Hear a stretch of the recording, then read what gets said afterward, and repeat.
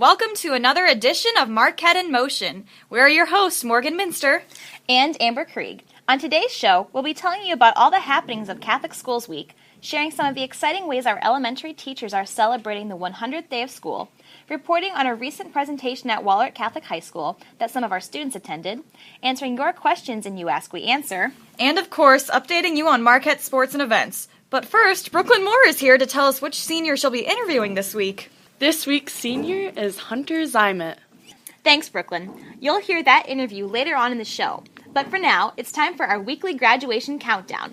So, Morgan, how many days are there until graduation? There are 124 days until graduation. That still seems pretty far away, but I'm sure it will creep up on us. So now, on to Catholic Schools Week. Catholic Schools Week has always been one of my favorite times of the year. Catholic Schools Week is a nationwide celebration of Catholic education in the United States. This year, celebrated from February 1st through 5th. This year's theme is Catholic Schools, Communities of Faith, Knowledge, and Service. The week kicks off on Monday with grades K through 8 taking a field trip to skate country from 11:30 to 1:45. Because Marquette is still hosting Tech on Monday, Marquette High School classes will not be in session that day. On Tuesday is the K-12 talent show, with acts including singing, dancing, instrument playing, joke telling, comedy skits, and musical theater performances. Parents are encouraged to attend, and they are also invited to stay and eat lunch with their children. On Wednesday, the entire school will join together to package meals for Kids Against Hunger, an organization that provides meals to families in developing nations. I know we're all looking forward to paying it forward.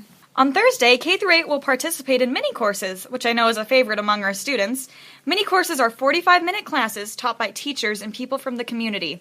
Activities such as ceramics, cookie decorating, soccer, weaving, and ukulele playing will be offered. Don't forget, Morgan, there's also radio news. Listen next week for some grade schoolers taking over for us. The week wraps up on Friday with the students taking on the teachers in the Battle of the Bands. The students have been the fan favorites for the past 2 years, but this year I hear the teachers will have their own little surprise, but we'll have to wait and see. One segment I'm glad we don't have to wait longer for, Jam Time! Thanks, Morgan. Today at Jam Time, we will be talking about a special day that was celebrated this week by many of our elementary students, the 100th day of school. That special day occurred on Thursday. Along with each class celebrating this day in its own way, the entire elementary was able to dress up as if they were 100 years old. All of their costumes look so great. I almost forgot they're elementary students.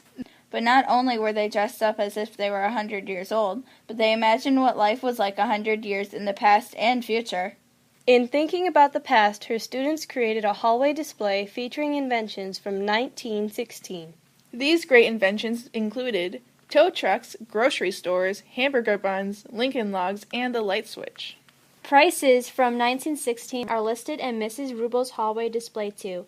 100 years ago, stamps were 2 cents, a loaf of bread was just 7 cents, coffee was 15 cents a pound, a car would be around $400, a house would range around $5,000, and finally sugar would be 4 cents a pound.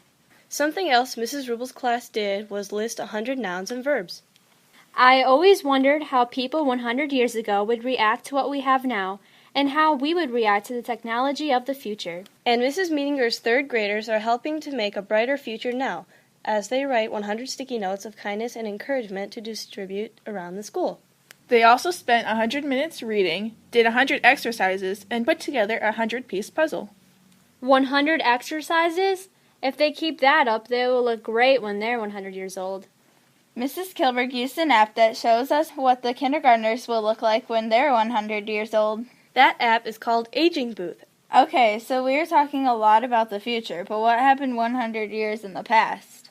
Mrs. Upman's fourth graders asked that question too, as they researched what happened each month during the year of 1916. For those who were wondering, 1916 was the year of the second Rose Bowl, in which Washington State beat the Cleveland Browns 14-0, and the year that the Boy Scouts of America was formed. Hey, do you know what we don't have to wait 100 years for? What's that, Kenzie? These upcoming commercials. For Market in Motion, this has been Jam Time! With Justina Denlinger, Allison Hager, Megan Litter, and Mackenzie Kilberg. Market in Motion will be back after these messages. Welcome back to Marquette in Motion. Christina Coos is here with her report on the recent speaker Marquette students attended. This past Thursday, Marquette High School students traveled to Wahlert High School to hear religious speaker Paul J. Kim. Paul J. Kim is a youth speaker, singer, beatboxer, and inspirer. Many students were able to hear him speak prior to Thursday, as he was the MC at this year's National Catholic Youth Conference in Indianapolis, which 60 of our students attended. However, we were all very excited to hear him speak again, and we were not disappointed. As a teen, Paul J. Kim did not care about the value of going to church. The only reason he went was for girls and donuts. In college, however, he began to experience the love and mercy of Jesus Christ. He spoke with us teens about his experiences. He encouraged us to love one another, form personal relationships with God, and remind us all that we can make a difference in the world, whether or not we think we can. Kim has previously worked as a marriage and family therapist and in theology and philosophy. He currently travels internationally to speak at events such as NCYC, as well as churches and schools. He impacts many lives, and he certainly left a positive impact on all of our students. For Marquette in Motion, this has been Christina Coos. Thanks for catching us up on that event, Christina. Now let's bring in Lauren Kilberg to catch us up on even more Marquette happenings. First up today is a question from a member of the Marquette family. He asks, what were the results from last Saturday's district speech competition?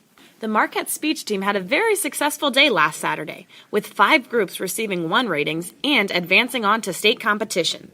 Those groups included The Fourth Digit, presented by Brooklyn Moore, Sunny North, and Lauren Sieverding, If Women Worked as Men Do, by Allison Hager, Ashley Coos, Amanda Coos, and Hannah Ray. The Empty Chair, presented by Lauren Kilberg, Christina Coos, Amber Krieg, Morgan Minster, Anna Schmidt, and Erica Timmerman also advanced on to state. This year, 2 musical theater pieces are also moving on. They are Legally Blonde, presented by Christina Coos, Amber Krieg, Brooklyn Moore, Morgan Minster, and Marissa Schrader, and Wicked, presented by Lauren Kilberg and Erica Timmerman. All of these groups received 1 ratings. But I heard that the speech team had some more exciting news this week, Lauren. That's right, Morgan, we did. This week we found out that Wicked received 2nd place in the musical theater event competition at Conference Speech, and The Empty Chair received 3rd in ensemble acting. That is exciting news, Lauren. And in other exciting news, I hear that we were able to raise an impressive amount of money for Kids Against Hunger. Did we reach our $2,500 goal? We did, Morgan. Together, the parish and school were able to raise $3,029.56 for Kids Against Hunger. This will allow us to package meals during Catholic Schools Week for some of the most impoverished people in the world.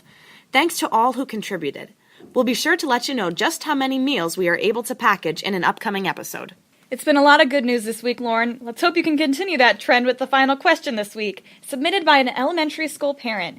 She asks, will the father-daughter dance still take place since the loss of the St. Joe's Gym? The father-daughter dance is one event that had to relocate this year with the loss of the St. Joe's Gym. But fear not, fathers and daughters, the PTO will still be hosting the event for K-5 girls and their dads. This year, it will take place at Offshore on Friday, February 12th. Now, there is no school that day, so be sure not to forget about it. And also, don't forget to keep sending me your questions. I'm always taking them at marquetteinmotion@marquettecatholic.com. Keep tuning in, and thanks for listening.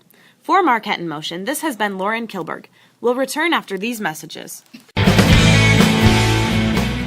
We're back with Marquette in Motion. Sam Peters and Jonathan Herrig are here with your Marquette Sports and Updates report. Thanks, Morgan. Marquette's annual steak fry will be held Friday, February 5th at the Knights of Columbus Hall in Bellevue. Come out to enjoy a delicious Columbus's ribeye steak from 5:30 to 8:30. Proceeds of the steak fry will go to support the Marquette Activity Fund. This coming Monday, Marquette's grades 9 through 12 will also get a day off school because of Marquette's Teens Encounter Christ event. Thanks, Sam. Last Friday, Marquette basketball played the teams of Springville on our home court. Both the JV teams were able to grab a victory against their teams. Springville's varsity girls team is actually ranked 2nd in the state for 1A teams. It started out as a rough game for Marquette's girls, but during the 2nd and 3rd quarters, they were able to come back into the running and even take the lead. But during the 4th quarter, Springville's girls started making a large majority of their shots and were able to pull ahead in the end. Marquette's varsity boys built up a good lead in the first half of their game and were able to give the starters a break in the second half to let the reserve players finish out the game, winning by 29 points. Marquette's JV boys and both varsity teams went to play Prince of Peace on Tuesday. The JV boys and varsity girls both grabbed victory, while the varsity boys came out a little flat in the beginning and unfortunately lost by only 2 points. Marquette also competed against Coweta for a second time yesterday, only this time without home field advantage. We will have those results for you next week, as well as the results against Bellevue Public. The Bellevue game gets kicked off today with the JV girls starting at 1 o'clock. For Marquette in Motion, this has been Sam Peters. And Jonathan Herrig with your Marquette Sports and Updates report. Now we turn on over to Brooklyn Moore with her senior interview. Hello everyone, I'm Brooklyn Moore, and this week I'll be interviewing Hunter Zymet, one of Marquette's fine seniors. So Hunter, your senior year is over halfway done. How's it been going so far? It's been going just great. That's good. Do you like being on top and keeping all of those freshmen in line? I do, because I had to wait 4 years to get on top. Well, that's good, because I know freshmen need a little help from time to time. You've been quite busy from what I've heard. I actually heard recently you took a course to be an emergency medical technician. Even though you're not officially practicing, what does an EMT involve exactly?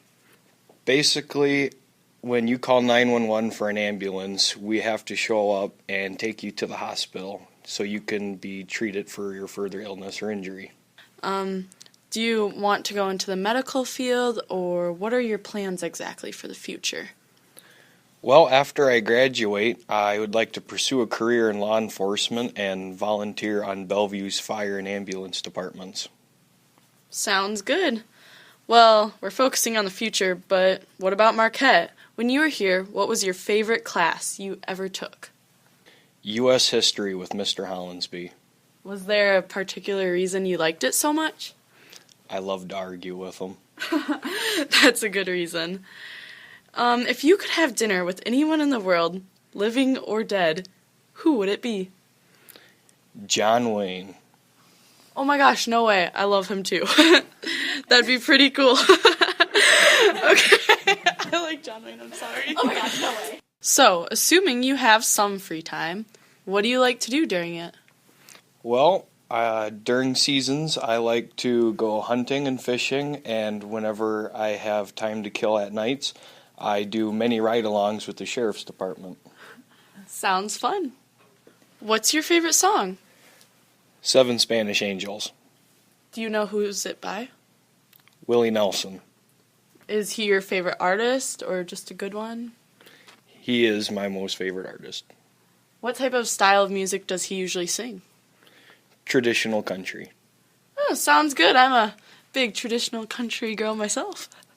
Well, thanks for letting me interview you, Hunter, and thanks to all our listeners.